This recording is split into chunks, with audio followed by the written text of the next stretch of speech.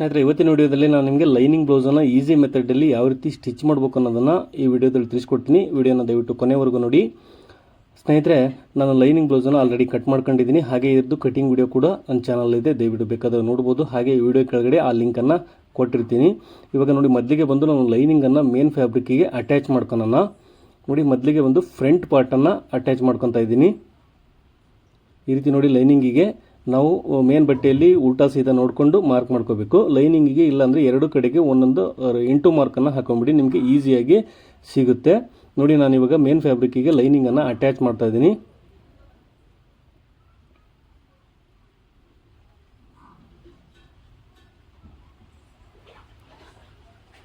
ನೋಡಿ, ಎರಡೂ ಕೂಡ ಅಪೋಸಿಟ್ ಇಟ್ಕೊಂಡು ನೀವು ಅಟ್ಯಾಚ್ ಮಾಡಿ, ಎರಡು ಕನ್ಫ್ಯೂಸ್ ಆಗಲ್ಲ. ಇಲ್ಲಾಂದರೆ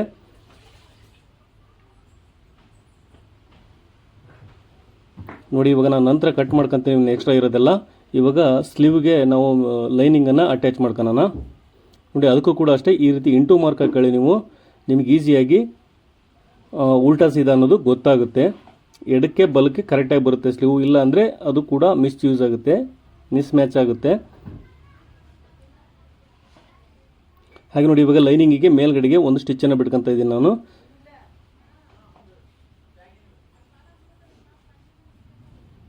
ಹಾಗೆ ಇದನ್ನು ಟರ್ನ್ ಮಾಡಿ ನಾವು ಇವಾಗ ಸ್ಲೀವ್ ಏನು ಲೈನಿಂಗ್ ಇದೆ, ಲೈನಿಂಗ್ ಮೇಲೆ ಸುತ್ತಲಿಗೆ ಹೊಲಿಗೆ ಬಿಟ್ಕೊಳ್ಳೋಣ.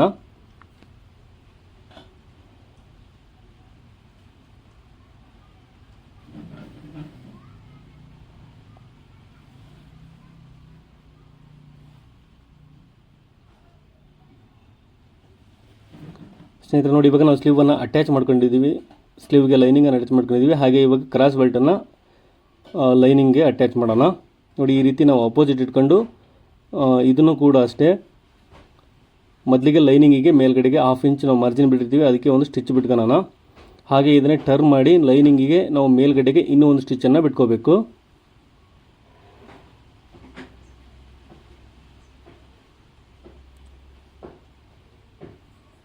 ಹಾಗೆ ನೋಡಿ, ಇವಾಗ ಲೈನಿಂಗ್ ಮೇಲೆ ಇನ್ನೊಂದು ಸ್ಟಿಚ್ಚನ್ನು ಬಿಟ್ಕೊಳ್ಳೋಣ, ಈ ಸೈಡ್ ಎಡ್ಜಿಗೆಲ್ಲ. ಇಲ್ಲ ಅಂದರೆ ಹಾಗೆ ಡೈರೆಕ್ಟಾಗಿ ಕೂಡ ನೀವು ಅಟ್ಯಾಚ್ ಮಾಡ್ಬೋದು.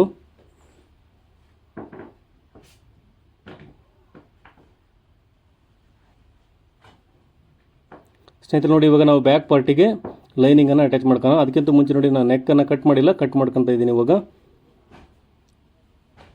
ಹಾಗೆ ನೋಡಿ, ಉಲ್ಟಾ ಸೀದಾ ನೋಡ್ಕೊಂಬಿಡಿ ಸ್ನೇಹಿತರೆ. ಸೀದಾನ ಮೇಲ್ಗಡೆಗೆ ಇಟ್ಕೊಂಡು ಲೈನಿಂಗನ್ನು ಅದ್ರ ಮೇಲ್ಗಡೆ ಇಟ್ಕೊಂಡು ಈ ಥರ ಅಟ್ಯಾಚ್ ಮಾಡಿ, ಕೆಳಗಡೆಗೆ ಮೊದಲಿಗೆ ಒಂದು 1/2 ಇಂಚು ನಾವು ಮಾರ್ಜಿನ್ ಏನು ಬಿಟ್ಟಿರ್ತೀವಿ ಅಷ್ಟಕ್ಕೆ ಸ್ಟಿಚ್ ಮಾಡ್ಕೊಳ್ಳೋಣ.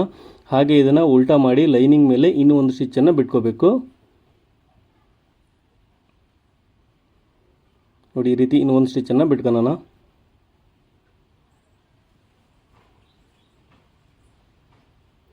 ಹಾಗೆ ಇದನ್ನ ನೋಡಿ, ಈ ಥರ ಟರ್ನ್ ಮಾಡ್ಕೊಂಡು ಸೀದಾ ಇಟ್ಕೊಂಡು ನಾವು ಕಂಪ್ಲೀಟಾಗಿ ಇದ್ರ ಮೇಲೆ ಒಂದು ಲೈನಿಂಗ್ ಮೇಲೆ ಸ್ಟಿಚ್ ಬಿಟ್ಕೋಬೇಕು.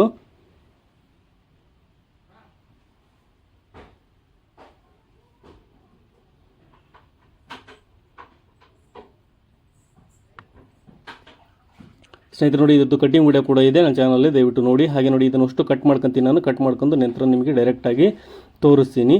ಎಕ್ಸ್ಟ್ರಾ ಇರೋದೆಲ್ಲ ಕಟ್ ಮಾಡ್ಕೊತಿದ್ದೀನಿ. ಹಾಗೆ ನೋಡಿ, ಇವಾಗ ಕಟ್ ಮಾಡ್ಕೊಂಡಿದ್ದೀನಿ ಎಕ್ಸ್ಟ್ರಾ ಇರೋದೆಲ್ಲ. ಇವಾಗ ನಾವು ಅದಕ್ಕೆ ಫ್ರಂಟ್ ಪಾರ್ಟಿಗೆ ಡಾಟ್ ಹಿಡಿಯೋಣ. ಡಾಟ್ ಯಾವ ರೀತಿ ಹಿಡಿಬೇಕು ಅನ್ನೋದನ್ನು ನೋಡಿ, ನಾವು ತುಂಬ ವಿಡಿಯೋದಲ್ಲಿ ನಾನು ಹೇಳಿರ್ತೀನಿ ಆಲ್ರೆಡಿ. ಹಾಗೆ ಸ್ನೇಹಿತರೆ, ನೋಡಿ, ಇದ್ರದ್ದು ಕಟಿಂಗ್ ವಿಡಿಯೋ ಕೂಡ ಇದೆ ನನ್ನ ಚಾನಲಲ್ಲಿ. ಹಾಗೆ ಈ ವಿಡಿಯೋದ ಕೆಳಗಡೆ ಲಿಂಕಲ್ಲಿ ಆ ವಿಡಿಯೋ ಲಿಂಕನ್ನು ಕೊಟ್ಟಿರ್ತೀನಿ. ಇಂಟ್ರೆಸ್ಟ್ ಇದ್ದವರು ದಯವಿಟ್ಟು ನೋಡಿ.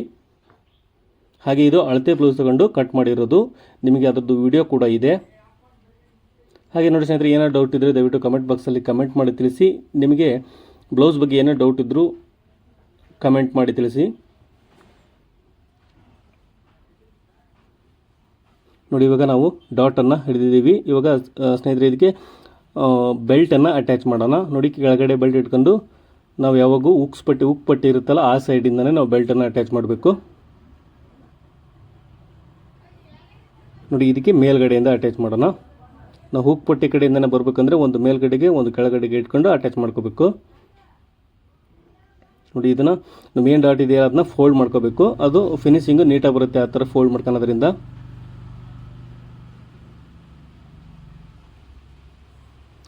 ಸ್ನೇಹಿತರೆ, ಇದಕ್ಕೆ ಇವಾಗ ಉಕ್ ಪಟ್ಟಿಯನ್ನು ಅಟ್ಯಾಚ್ ಮಾಡೋಣ.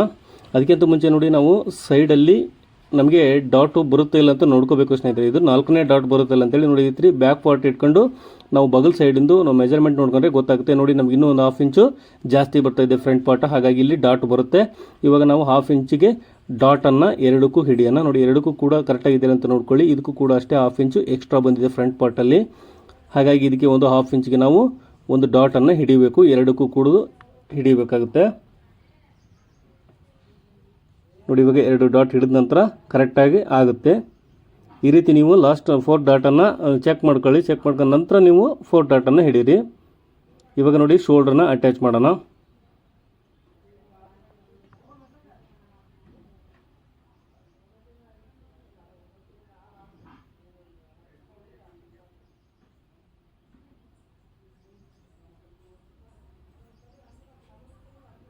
ಸ್ನೇಹಿತರೆ ನೋಡಿ ಇವಾಗ ನಾವು ಶೋಲ್ಡ್ರನ್ನ ಅಟ್ಯಾಚ್ ಮಾಡ್ಕೊಂಡಿದ್ದೀವಿ. ಇದಕ್ಕೆ ಇವಾಗ ಪೈಪಿಂಗನ್ನು ಮಾಡೋಣ. ನೋಡಿ ಪೈಪಿಂಗ್ ಮಾಡಲಿಕ್ಕಿಂತ ಮುಂಚೆ ನಾವು ಪಟ್ಟಿಯನ್ನು ಮಾಡ್ಕೋಬೇಕು, ಉಕ್ಸ್ ಪಟ್ಟಿಯನ್ನು. ನೋಡಿ ಅದಕ್ಕೆ ನಾನು ಅಂಚು ಪೀಸ್ ತಗೊಂಡಿದ್ದೀನಿ ಒಂದು. ಇದರಲ್ಲಿ ಏನಂದರೆ ನಾನು ಇದರಲ್ಲೇ ಉಕ್ಸ್ ಮನಿ ಮಾಡೋದ್ರಿಂದ ನಾನು ಅಂಚು ಪೀಸನ್ನು ತಗೊಂಡಿದ್ದೀನಿ ಉಕ್ಸ್ ಮನಿ ಮಾಡಲಿಕ್ಕೋಸ್ಕರ. ಹಾಗೆ ನೋಡಿ ಇದಕ್ಕೆ ನಾವು ಲೈನಿಂಗನ್ನು ಕಟ್ ಮಾಡ್ಕೊಂಡಿದ್ದೀನಿ. ಸುಮಾರು 2 ಇಂಚಿನಷ್ಟು ಕಟ್ ಮಾಡ್ಕೊಂಡಿದ್ದೀನಿ. ಡಬಲ್ ಫೋಲ್ಡ್ ಈ ರೀತಿ ಫೋಲ್ಡ್ ಮಾಡಿ ನೀವು ಅದನ್ನು ಅಟ್ಯಾಚ್ ಮಾಡ್ಕೋಬೇಕು. ಹಾಗೆ ಇದಕ್ಕೆ ಮೇಲ್ಗಡೆಗೆ ಇನ್ನೊಂದು ಸ್ಟಿಚ್ಚನ್ನು ಬಿಟ್ಕೋಬೇಕಾಗುತ್ತೆ.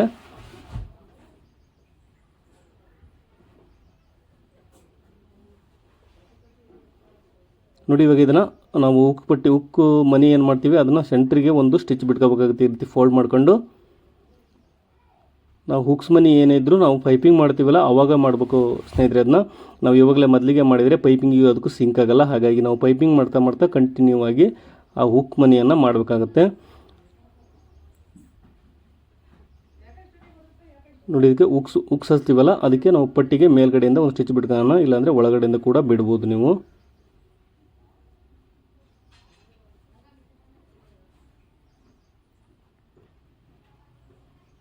ನೋಡಿ ಇವಾಗ ಫ್ರಂಟ್ ಪಾರ್ಟ್ ಅನ್ನೋದು ರೆಡಿ ಆಯಿತು. ಉಕ್ಪಟ್ಟಿ ಕರೆಕ್ಟಾಗಿದ್ರೆ ಅಂತ ಒಂದ್ಸರಿ ಚೆಕ್ ಮಾಡ್ಕೊಂಬಿಡಿ. ನೋಡಿ ಕರೆಕ್ಟಾಗಿದೆ, ಎಕ್ಸ್ಟ್ರಾ ಇರೋದು ಮಾತ್ರ ಕಟ್ ಮಾಡ್ಕೊಳ್ಳೋಣ. ನೋಡಿ ಈ ರೀತಿ ಚೆಕ್ ಮಾಡ್ಕೊಂಡಾಗ ನಮಗೆ ಕರೆಕ್ಟಾಗಿ ಬರಬೇಕು. ಕರೆಕ್ಟಾಗಿ ಬಂತಂದರೆ ನಾವು ಸ್ಟಿಚಿಂಗ್ ಮಾಡಿರೋದು ಕರೆಕ್ಟಾಗಿದೆ, ಹಾಗೆ ಕಟ್ಟಿಂಗ್ ಮಾಡಿರೋದು ಕೂಡ ಕರೆಕ್ಟಾಗಿದೆ ಅಂತ ಅರ್ಥ. ನೋಡಿ ಇದಕ್ಕೆ ಇವಾಗ ಪೈಪಿಂಗನ್ನು ಮಾಡೋಣ. ಪೈಪಿಂಗ್ ಮಾಡಲಿಕ್ಕೆ ನಾನು ಕ್ರಾಸ್ ಬಟ್ಟೆಯನ್ನು ತಗೋಬೇಕು, ಯಾವಾಗಲೂ ಸ್ಟ್ರೈಟ್ ಬಟ್ಟೆಯನ್ನು ತೊಗೋಬಾರ್ದು ಸ್ನೇಹಿತರೆ. ನೋಡಿ ಆ ಪೈಪಿಂಗಿಗೆ ಎಷ್ಟು ಬೇಕು ಅಷ್ಟನ್ನು ಕಟ್ ಮಾಡ್ಕೊಂಡಿದ್ದೀನಿ. ಹಾಗೆ ಇದನ್ನು ಜಿಗ್ಜಾಗ್ ಟೈಪಲ್ಲಿ ಈ ರೀತಿ ನಾವು ಅಟ್ಯಾಚ್ ಮಾಡ್ಕೋಬೇಕು.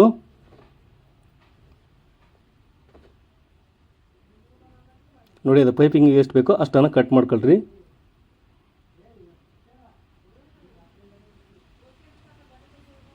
ಹಾಗೆ ಇದು ಎಕ್ಸ್ಟ್ರಾ ಇರೋದೆಲ್ಲ ಕಟ್ ಮಾಡ್ಕೊತಾ ಇದ್ದೀನಿ. ಹಾಗೆ ಇದಕ್ಕೆ ಒಂದು ಎಡ್ಜಿಗೆ ಒಂದು ನೂಲಿನಷ್ಟು ಫೋಲ್ಡಿಂಗ್ ಮಾಡ್ಕೋಬೇಕು ನಾವು. ನೋಡಿ ಈ ರೀತಿ ನಾವು ಫೋಲ್ಡ್ ಮಾಡ್ಕೋಬೇಕು. ಒಂದೇ ಲೆವೆಲ್ಗೆ ಫೋಲ್ಡ್ ಮಾಡ್ಕೋಬೇಕು. ಹಿಂದ್ಗಡೆ ಜಾಸ್ತಿ ಜಗ್ಬಾರ್ದು, ಮುಂದ್ಗಡೆ ಕೂಡ ಹಿಂದ್ಗಡೆ ಸ್ವಲ್ಪ ಜಗ್ಗಿ ನೀವು ಇದನ್ನು ಫೋಲ್ಡ್ ಮಾಡಿ. ಇವಾಗ ಇದನ್ನು ಬ್ಲೌಸಿಗೆ ಅಟ್ಯಾಚ್ ಮಾಡೋಣ. ಇದನ್ನು ಕೂಡ ಅಷ್ಟೇ ಒಂದೇ ಲೆವೆಲಲ್ಲಿ ಇದನ್ನು ಅಟ್ಯಾಚ್ ಮಾಡ್ಕೋಬೇಕು. ಒಂದು ಕಡೆ ಹೆಚ್ಚಿಗೆ ಒಂದು ಕಡೆ ಕಡಿಮೆ ಬಂದರೆ ಪೈಪಿಂಗು ನೀಟಾಗಿ ಬರಲ್ಲ ಸ್ನೇಹಿತರೆ. ದಯವಿಟ್ಟು ಈ ವಿಡಿಯೋ ಇಷ್ಟ ಆದರೆ ಲೈಕ್ ಮಾಡಿ. ಹಾಗೆ ನನ್ನ ಚಾನಲ್ಗೆ ಹೊಸಬ್ರು ಇದ್ದರೆ ದಯವಿಟ್ಟು ಸಬ್ಸ್ಕ್ರೈಬ್ ಮಾಡಿ ಸ್ನೇಹಿತರೆ. ನೋಡಿ ನಾನು ಇವಾಗ ಅಟ್ಯಾಚ್ ಮಾಡ್ಕೊಂಡಿದ್ದೀನಿ. ಇದನ್ನು ಇವಾಗ ಪೈಪಿಂಗ್ ಮಾಡೋಣ. ನೋಡಿ ಈ ರೀತಿ ನಾವು ಫೋಲ್ಡ್ ಮಾಡ್ಕೊಂಡು ಅದ್ರ ಮೇಲ್ಗಡೆಗೆ ಒಂದು ಸ್ಟಿಚ್ಚನ್ನು ಬಿಟ್ಕೊತ ಬರಬೇಕು.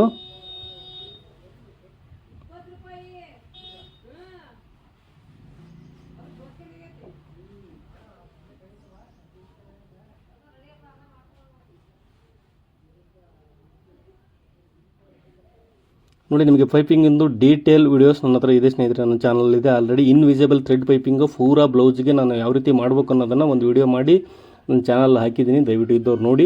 ಪ್ರತಿಯೊಂದು ಕೂಡ ಇನ್ವಿಸಿಬಲ್ ಥ್ರೆಡ್ ಪೈಪಿಂಗನ್ನು ಮಾಡಿದ್ದೀನಿ ಒಂದು ಬ್ಲೌಸ್ಗೆ. ನಿಮಗೆ ವಿಡಿಯೋ ಕೂಡ ಹಾಕಿದ್ದೀನಿ ಅದರ ಲಿಂಕ್ ಕೂಡ ಈ ವಿಡಿಯೋ ಕೆಳಗಡೆ ಇರುತ್ತೆ ಸ್ನೇಹಿತರೆ ನೋಡಿ. ಹಾಗೆ ಸಾದಾ ಪೈಪಿಂಗ್ ಕೂಡ ಯಾವ ರೀತಿ ಮಾಡಬೇಕು ಅನ್ನೋದು ಕೂಡ ಅದು ವೀಡಿಯೋಸ್ ಇದೆ ನನ್ನ ಚಾನಲಲ್ಲಿ. ಹೊಸದಾಗಿ ನೋಡ್ತಾ ಇರೋರಿಗೆ ಹೇಳ್ತಾ ಇದ್ದೀನಿ ಈ ಮಾಡ್ತಾನೆ. ನೋಡಿ ಇವಾಗ ನಾವು ಉಕ್ಸ್ ಮನಿ ಕೂಡ ಮಾಡ್ಕೊಂಡಿದ್ದೀವಿ. ಈ ರೀತಿ ನಾವು ಫ್ರಂಟ್ ಪಾರ್ಟು ಹಾಗೆ ನೋಡಿ ಪೈಪಿಂಗು ಯಾವುದೇ ಕೂಡ ಮೂಲೆಯಲ್ಲಿ ಯಾವುದೇ ಹೇಳೋದು ಅದು ಇದು ಸಮಸ್ಯೆ ಏನಿಲ್ಲ. ನೋಡಿ ಇಷ್ಟು ನೀಟಾಗಿ ಬಂದಿದೆ. ಇವಾಗ ಇದಕ್ಕೆ ಸ್ಲೀವನ್ನು ಅಟ್ಯಾಚ್ ಮಾಡ್ಕೊಳ್ಳೋಣ. ನಾವು ಸ್ಲೀವ್ ಆಲ್ರೆಡಿ ಅದನ್ನು ಲೈನಿಂಗನ್ನು ಅಟ್ಯಾಚ್ ಮಾಡ್ಕೊಂಡಿದ್ದೀವಿ. ಮೊದಲಿಗೆ ಒಂದು ಸಾರಿ ಸ್ನೇಹಿತರೆ ಅದನ್ನು ಚೆಕ್ ಮಾಡ್ಕೊಂಬಿಡಿ ಕರೆಕ್ಟಾಗಿ ಬರುತ್ತೆ ಅಲ್ಲ ಅಂತೇಳಿ. ಕಟಿಂಗ್ ಕರೆಕ್ಟಾಗಿದ್ದರೆ ಪರ್ಫೆಕ್ಟಾಗಿ ಬಂದೇ ಬರುತ್ತೆ. ನೋಡಿ ಕರೆಕ್ಟಾಗಿ ಬರ್ತಾಯಿದೆ. ನಾನಿವಾಗ ಅಟ್ಯಾಚ್ ಮಾಡ್ತಾಯಿದ್ದೀನಿ ಮೇಲ್ಗಡೆಯಿಂದ ಫ್ರಂಟ್ ಪಾರ್ಟಿಗೆ ಯಾವಾಗಲೂ ಫ್ರಂಟ್ನ ಸ್ಲೀವನ್ನು ಕ್ರಾಸ್ ಕಟ್ ಮಾಡಿರ್ತೀವಿ ಅದನ್ನೇ ಕೂಡ ಇಟ್ಟು ಅಲ್ಲಿಂದನೇ ಅಟ್ಯಾಚ್ ಮಾಡ್ಕೋಬೇಕು. ಹಾಗೆ ಇದಕ್ಕೆ ನಾನು 2 ಸ್ಟಿಚ್ಚನ್ನು ಬಿಡಬೇಕು ನೋಡಿ. ಸ್ಲೀವಿಗೆ ಇನ್ನೊಂದು ಸ್ಟಿಚ್ಚನ್ನು ಬಿಡ್ತಾ ಇದ್ದೀನಿ.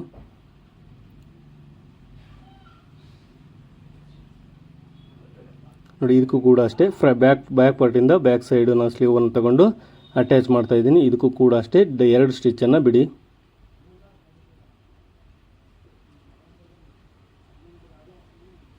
ಸ್ನೇಹಿತರೆ ನೋಡಿ, ನಾವು ಇವಾಗ ಸ್ಲೀವನ್ನು ಅಟ್ಯಾಚ್ ಮಾಡ್ಕೊಂಡ ನಂತರ ಈ ರೀತಿ ಕಾಣ್ತಾ ಇದೆ ನೋಡಿ. ಫಿನಿಶಿಂಗ್ ಕೂಡ ನೀಟಾಗಿ ಬಂದಿದೆ. ಹಾಗೆ ನೋಡಿ, ಏನಾದ್ರು ಡೌಟ್ ಇದ್ದರೆ ದಯವಿಟ್ಟು ಕಮೆಂಟ್ ಬಾಕ್ಸಲ್ಲಿ ಕಮೆಂಟ್ ಮಾಡಿ ತಿಳಿಸಿ. ಇಷ್ಟ ಆದರೆ ಲೈಕ್ ಮಾಡಿ, ಇಷ್ಟ ಆಗದೇ ಇದ್ದರೂ ಕೂಡ ಡಿಸ್ಲೈಕ್ ಮಾಡಿ. ನೋಡಿ ಇವಾಗ ನಾವು ಸೈಡನ್ನು ಜಾಯಿಂಟ್ ಮಾಡೋಣ. ಜಾಯಿಂಟ್ ಮಾಡೋಕ್ಕಿಂತ ಮುಂಚೆ ನಮಗೆ ಅಳತೆ ಬ್ಲೌಸ್ ಕೊಟ್ಟಿರೋದ್ರಿಂದ ಅಳತೆ ಬ್ಲೌಸ್ ಪ್ರಕಾರ ಎಷ್ಟಿದೆಯೋ ಸ್ಲೀವನ್ನು ನೋಡ್ಕೊಳ್ಳೋಣ. ಅಳತೆ ಮೆಜರ್ಮೆಂಟ್ ಪ್ರಕಾರ ನೋಡಿ ಈ ರೀತಿ ನಾವು ಮೆಜರ್ಮೆಂಟ್ ನೋಡಿಕೊಂಡು ನಮಗೆ ಆರ್ಮೋಲ್ ಸೈಡೆಲ್ಲ ಕರೆಕ್ಟಾಗಿ ಬಂದಿರುತ್ತೆ. ನಾವು ಮೆಜರ್ಮೆಂಟ್ ಪ್ರಕಾರ ಕಟ್ ಮಾಡ್ಕೊಂಡಿರ್ತೀವಿ. ನೋಡಿ ಚೆಸ್ಟ್ ಮೆಜರ್ಮೆಂಟ್ ಕೂಡ ನಾನು ಚೆಕ್ ಮಾಡ್ತಾ ಇದ್ದೀನಿ. ಅಲ್ಲಿಗೆ ನಾವು ಮಾರ್ಕಿಂಗ್ ಇದೆ, ಅಲ್ಲಿಗೆ ಬಂತು. ಅಲ್ಲಿಂದನೇ ನಾನು ಸ್ಟಿಚ್ ಬಿಡ್ತಾ ಇದ್ದೀನಿ.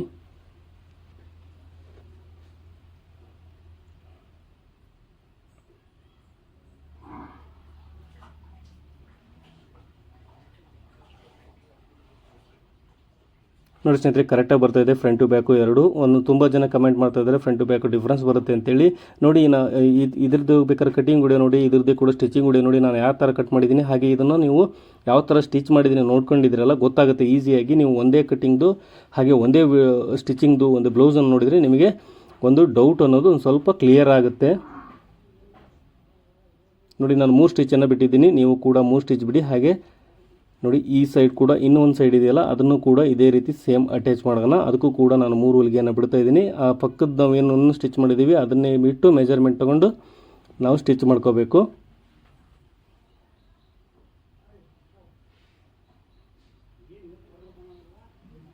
ನೋಡಿ ಇವಾಗ ನಾವು 2 ಕಡೆಗೂ ಅಟ್ಯಾಚ್ ಮಾಡ್ಕೊಂಡಿದ್ವಿ. ಹಾಗೆ ಇವಾಗ ಬ್ಯಾಕ್ ಡಾಟನ್ನು ಹಿಡಿಯೋಣ.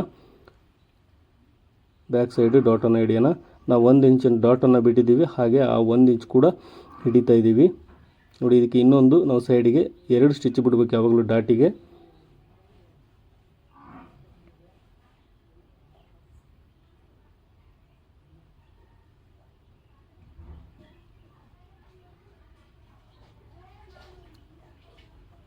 ನೋಡಿ ಸ್ನೇಹಿತರೆ, ನಾವು ಡಾಟ್ ಕೂಡ ಹಿಡಿದೀವಿ. ಐ ಹೋಪ್ ನಿಮಗೆ ಈ ವಿಡಿಯೋ ಇಷ್ಟ ಇದೆ ಅಂದ್ಕೊಂಡಿದ್ದೀನಿ. ಇಷ್ಟ ಆದರೆ ಲೈಕ್ ಮಾಡಿ, ಇಷ್ಟ ಆಗದೇ ಇದ್ದರೆ ಡಿಸ್ಲೈಕ್ ಮಾಡಿ. ಹಾಗೆ ನೋಡಿ ನಿಮ್ಮದು ಏನೋ ಕ್ವಶನ್ಸ್ ಇದ್ದರೆ ದಯವಿಟ್ಟು ಕಮೆಂಟ್ ಮಾಡಿ ತಿಳಿಸಿ. ನಿಮಗೆ ಹಾಗೆ ನಿಮ್ಮ ಫ್ರೆಂಡ್ಸಲ್ಲಿ ಯಾರಾದರೂ ಟೈಲರಿಂಗ್ ಕಲಿಯೋದಿದ್ರೆ ದಯವಿಟ್ಟು ನನ್ನ ವಿಡಿಯೋನ ಶೇರ್ ಮಾಡಿ. ಹಾಗೆ ನೀವು ಕೂಡ ಸಬ್ಸ್ಕ್ರೈಬ್ ಮಾಡಿ. ವಿಡಿಯೋ ನೋಡೋದಕ್ಕೆ ತುಂಬ ಧನ್ಯವಾದಗಳು ಸ್ನೇಹಿತರೆ.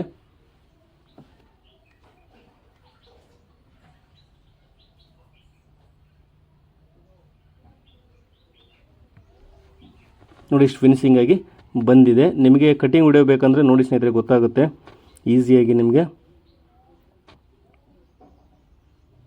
ನೋಡಿ ಐರನ್ ಮಾಡ್ಕೊಂಡ್ಮೇಲೆ ಯಾವ ರೀತಿ ಕಾಣುತ್ತೆ ಅಂತ ತೋರಿಸ್ತೀನಿ ನಾನು ನಿಮಗೆ. ಇದು ನಿಮಗೆ ಲವೇ ತೋರಿಸ್ತಿದೆ ನೋಡಿ. ಐರನ್ ಮಾಡ್ಕೊಂಡ್ಮೇಲೆ ಈ ರೀತಿ ಡಾಟ್ ಪಾಯಿಂಟ್ ಎಲ್ಲ ಕ್ಲೀನಾಗಿ ಕಾಣುತ್ತೆ. ಹಾಗೆ ನೋಡಿ ಪೈಪಿಂಗ್ ಕೂಡ ಅಷ್ಟೇ ನೀಟಾಗಿ ಬಂದಿದೆ.